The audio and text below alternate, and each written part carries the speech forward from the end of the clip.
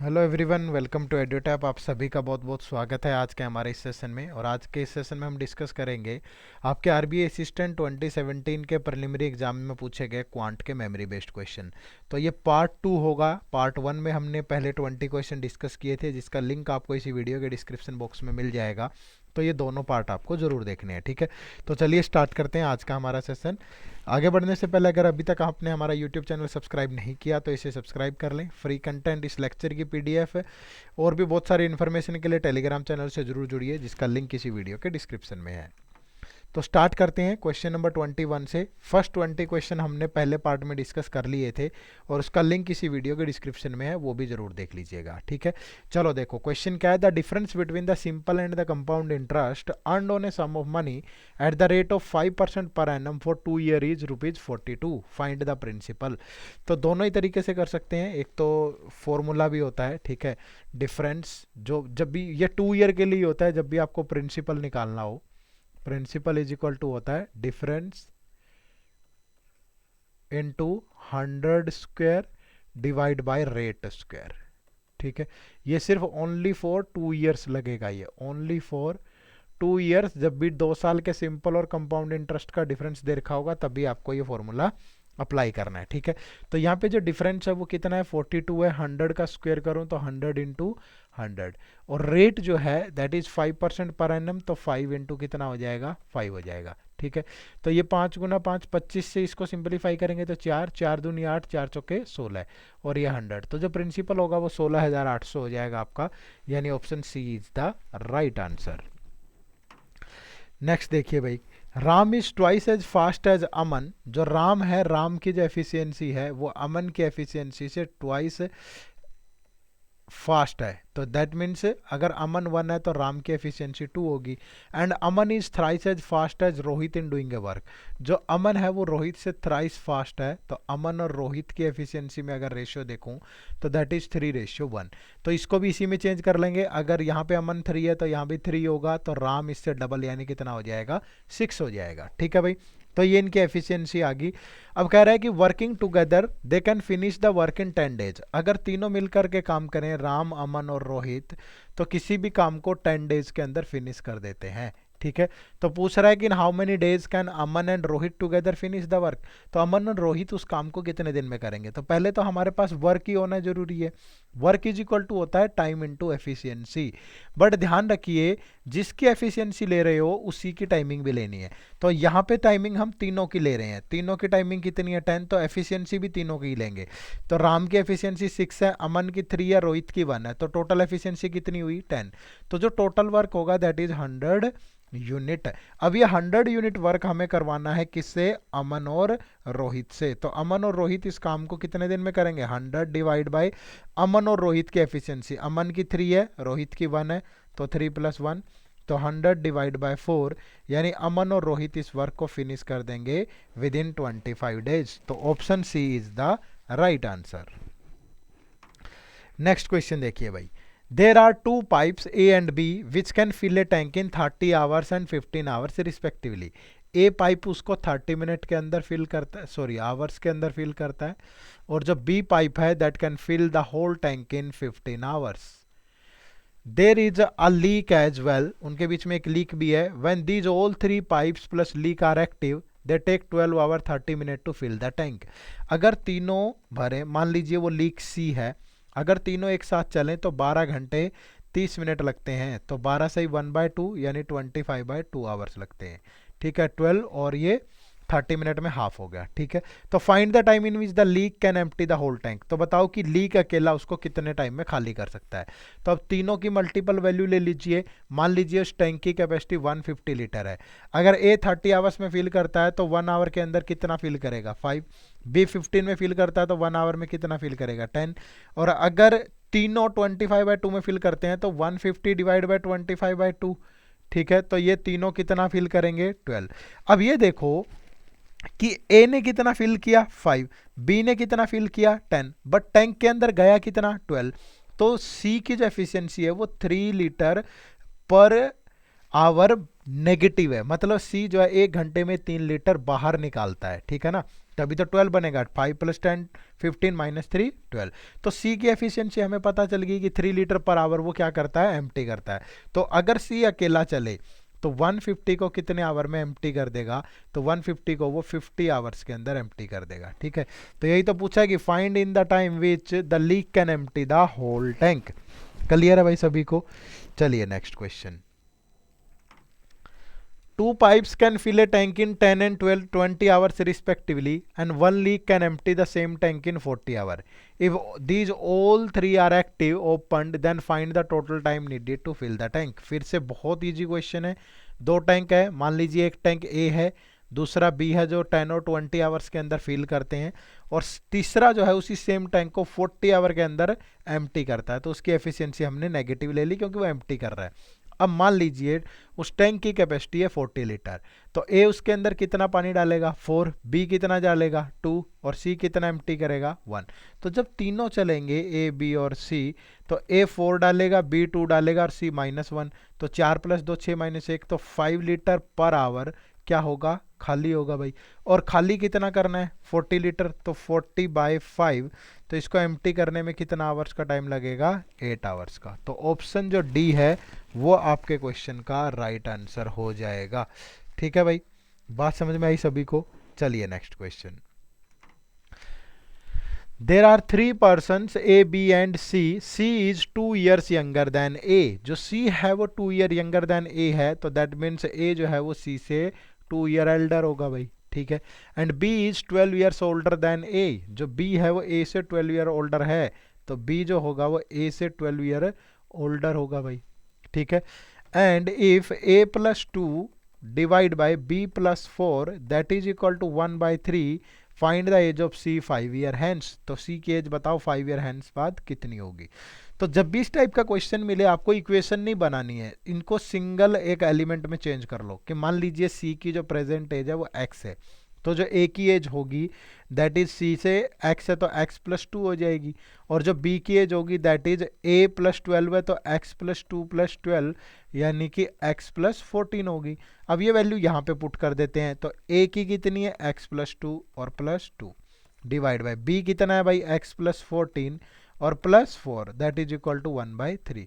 Cross multiply करोगे 3x, 2 + 2 4 × 3 12, और इधर x + 18, तो 2x प्लस कितना हो जाएगा 12, इधर आके माइनस होगा 6, तो x की वैल्यू आ जाएगी 3, ठीक है। तो जो c की एज है वो 3 इयर्स है, लेकिन 5 ईयर हैंस पूछ रहा है, तो 5 ईयर जो हैंस एज होगी दैट इज 3 + 5 यानी कि 8 ईयर होगी, ठीक है जी। तो यानी ऑप्शन ए जो है वो आपके क्वेश्चन का राइट आंसर होगा यहाँ से। देखिए next question, question number 26। An article was sold at ₹1080 after giving 2 successive discounts of 10% and 20%. The cost price of the article was ₹900. Find the difference between the mark price and the cost price of the article. अब देखो जो article का जो selling price है that is 1080, तो हमने मान लिया कि इसका जो एमआरपी है वो x है। तो अगर एमआरपी x होगा तो पहला डिस्काउंट कितना दिया गया 10%, तो 10% माइनस हो जाएगा, तो इसका जो सेलिंग प्राइस बचेगा वो इसका 90% बचेगा। बट वो कह रहा है कि 2 सक्सेसिव डिस्काउंट है, तो दूसरा डिस्काउंट 20% का है, तो वो 20% देने के बाद अब उसका जो प्राइस बचेगा वो जो पिछले वाला प्राइस है उसका 80% होगा, और ये जो फाइनल सेलिंग प्राइस है ये 1080 के इक्वल है, ठीक है भाई। तो यहाँ से x × 90/100 और × 80/100 दैट इज इक्वल टू 1080, तो ये 20 से कैंसिल होगी, तो जो x की वैल्यू आएगी दैट इज 1080 × 100 डिवाइड बाय 9 × 8। तो ये सिंप्लीफाई करो, 9 से जाएगा तो 12 120, और ये 4 से गया या 8 से ही जाएगा तो 15, तो यानी कि जो एमआरपी है वो कितना आया 15, और जो कॉस्ट प्राइस है दैट इज 900। तो हमसे पूछा है कि इन दोनों का डिफरेंस क्या होगा, तो 1500 - 900, तो जो डिफरेंस होगा दैट इज 600। तो option E is the right answer. Clear है भाई सभी को। चलिए next, average of 15 numbers is 12। Total number जो है हमारे पास 15 है, ठीक है, नंबर और उनके एवरेज। तो जो टोटल है वो कितना होगा। अगर नंबर 15 है, एवरेज 12 है, तो टोटल होगा 15 इंटू 12 यानी कि 180। अब कह रहा है कि average of first 4 number is 9, इन्हीं में से जो पहले 4 नंबर हैं उनकी एवरेज है 9, तो उनका टोटल होगा 36। And the average of the last 9 number is 14, तो इनका टोटल कितना होगा 126। तो जो 13 नंबर यहाँ से बन गए उनका टोटल हो गया 12 3 15, तो 162। तो अब जो नंबर बच गया हमारे पास वो मिडल के 2 नंबर बच गए, 5th और 6th नंबर। तो ये 5th और 6th नंबर का टोटल किसके इक्वल होगा, टोटल 15 नंबर का सम माइनस 13 नंबर का सम, तो that is equal to 18। But हमसे पूछ रहा है इनकी एवरेज, तो एवरेज क्या हो जाएगी, 2 नंबर है तो टोटल को 2 से डिवाइड कर दो तो एवरेज होगी 9, यानी option E is the right answer. Next देखिए भाई, question number 28। A B and C invested rupees 12,600, 10,800 and 16,200 respectively in a business. They invested the respective amount of for the same time period. Out of the total profit earned in the business, C received 16,200 as his share. Find the difference between the profits of A and B. तो A, B और C तीन लोग हैं, 1A, B और C। तो इनकी जो investment है, ठीक है, इन्वेस्टमेंट क्या है, ए की है 12,600, बी की है 10,800 और जो सी की इन्वेस्टमेंट है दैट इज 16,200। अब सिंपली ये देखो कि जो इनकी इन्वेस्टमेंट है, जब भी टाइम कांस्टेंट होगा, ठीक है, पार्टनरशिप में ये ध्यान रखिए, जब भी टाइम कांस्टेंट है सेम है, तो investment is directly proportional to their profit. तो जो रेशियो इन्वेस्टमेंट का होगा वही उनके प्रॉफिट का होगा। तो यहाँ से जो इन्वेस्टमेंट का रेशियो है ये सिंप्लीफाई कर दें इनको, ठीक है, अगर ये 4 से कट रहा है तो 4 से नहीं कटेगा, ये 2 से ही कटेगा तो 63, 2 से कट रहा है तो 54 और 2 से कट रहा है तो 81, फिर 3 से कट रहा है 21, 3 से 18 और 3 से 27, फिर 3 से कट रहा है तो 7, 6 और 9। ये इनकी इन्वेस्टमेंट का रेशियो है, तो सेम रेशियो इनके प्रॉफिट का भी होगा, तो प्रॉफिट का रेशियो भी 7:6:9 है, ठीक है भाई। तो अब उसने कहा कि सी का जो प्रॉफिट है वो 16,200 है, यहाँ 9 है, तो 9 की वैल्यू 16,200 होगी, तो जो 1 की वैल्यू आएगी 9 से कटेगा 1800, ठीक है। तो बट हमसे पूछा है कि find the difference between profit of A and B, तो ए और बी में जो डिफरेंस है 7 और 6 में 1 का ही है और 1 की वैल्यू 1800 है, तो that means we can say कि जो उनके प्रॉफिट में डिफरेंस होगा वो 1800 ही होगा, तो option B is the right answer. Next देखिए भाई, question number 29। Mark price of an article is rupees 1500, it is sold at 20% discount, had it been sold for rupees 100 less, profit of 10% had been made, find the cost price. वो कह रहे हैं कि किसी article का जो MRP है that is 1500 और it is sold at 20% discount, that means इसका जो सेलिंग प्राइस होगा वो 80% होगा, 20 का तो डिस्काउंट हो गया, तो अगर इसका 80% लें 1500 का तो दैट इज इक्वल टू 1200, ठीक है। But the condition is had it been sold to rupees 100 less, तो दैट मीन्स जो न्यू एसपी होगा, इसका न्यू सेलिंग प्राइस होगा वो 100 लेस होगा, तो 1200 माइनस 100 तो that is equal to 1100। Profit of 10% had been made, तो इस 1100 के अंदर 10% का प्रॉफिट भी है, तो सीपी कितना होगा फिर आपका, अगर प्रॉफिट 10% का है तो 10% का मतलब हुआ 1/10, तो सीपी अगर 10 है तो एसपी 11 होगा, ठीक है, क्योंकि 1 का प्रॉफिट हुआ 10 के ऊपर, तो यहाँ पे जो न्यू एसपी है वो 1100 है, तो 11 की वैल्यू 1100, तो 1 की वैल्यू 100, तो आपका जो सीपी है वो 10 है, तो 10 की वैल्यू इंटू 100 करेंगे दैट इज इक्वल टू 1000। तो ऑप्शन जो सी है वो आपके क्वेश्चन का राइट आंसर होगा भाई। नेक्स्ट क्वेश्चन देखिए, question number 30। Side of a square having parameter 64 centimetre is equal to the breadth of rectangle having area 320 square centimetre, find the perimeter of rectangle. Simply बता रहा है कि अगर मैं कहूँ कि एक स्क्वायर है, ठीक है, और ये एक रेक्टेंगल है, ठीक है, ये एक रेक्टेंगल है, ठीक है, तो ये इसकी लेंथ होगी, ये इसकी ब्रेथ होगी, यहाँ पे इसकी ये साइड है, टोटल सारी ए स्क्वायर की साइड इक्वल होती हैं, तो इस जो स्क्वायर की साइड है जिसका पैरामीटर 64 है, तो पैरामीटर कितना हुआ, सारी साइड्स का सम यानी 4a इज इक्वल टू 64, तो जो साइड होगी वो 16 सेंटीमीटर होगी।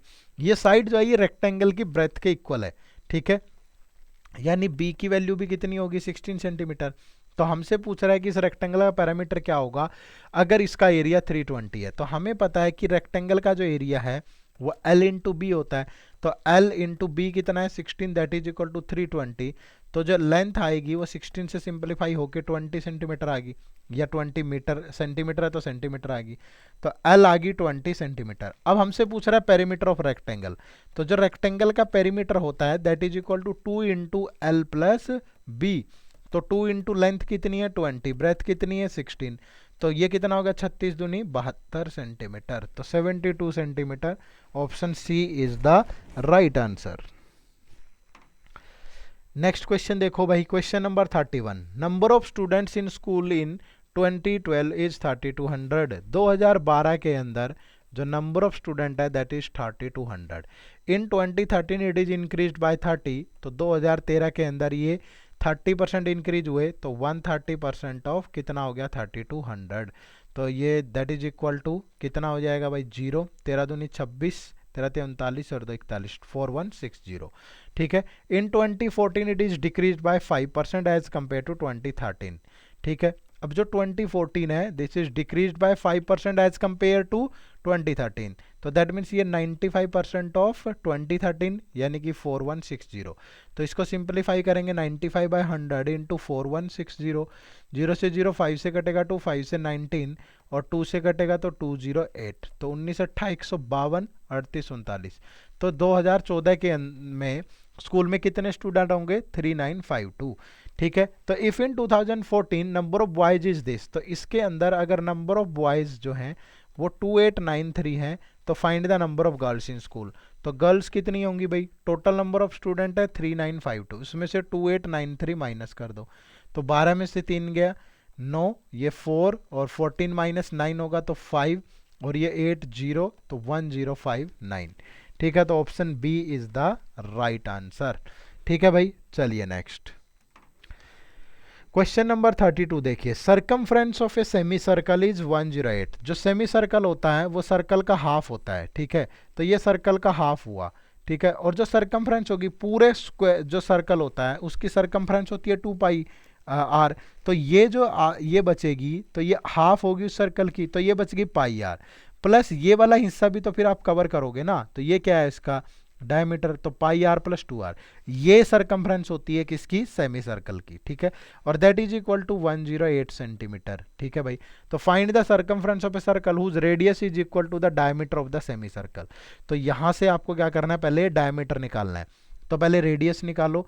ठीक है। तो रेडियस जो होगी इसमें से आर बाहर चला गया, तो पाई का मतलब 22/7/2 प्लस 2 इज इक्वल टू 108। तो रेडियस इज इक्वल टू 7 दूनी 14 और 22 36/7, तो 108 इंटू 7/36। सिंप्लीफाई करोगे तो रेडियस आ गई 21 सेंटीमीटर। ठीक है। और जो डायमीटर होता है, diameter is 2 times of radius. ठीक है। तो 2 times of radius is 42 centimetre. और ये 42 सेंटीमीटर ही जो नया सर्कल होगा उसकी रेडियस के इक्वल है। तो जो न्यू सर्कल होगा उसकी रेडियस होगी 42 सेंटीमीटर और उसका हमें क्या बताना है, तो whose radius find the circumference. तो सर्कल की सरकमफ्रेंस तो फिर 2 पाई आर होती है। तो 2 पाई और आर कितना 42, 7 से गया 6, 22 का 132, तो 264 सेंटीमीटर। तो option C is the right answer. Next देखिए भाई, question number 33। 108 litre pure milk in a can. किसी कैन के अंदर 108 लीटर जो है वो है प्योर मिल्क। ठीक है भाई। 36 litre milk taken out and same amount of water is added. अब इसके अंदर जो मिल्क है वो बचेगा 108 माइनस 36, तो ये बच गया 72। और जो वाटर है वो सेम ऐड किया गया है, तो वाटर की जो क्वांटिटी होगी वो होगी 36 लीटर। ठीक है। एक बार चेंज करने के बाद now 15 litre of mixture is taken out. ठीक है। तो अब इस कंटेनर के अंदर जो मिल्क और वाटर है वो 72 और 36 है।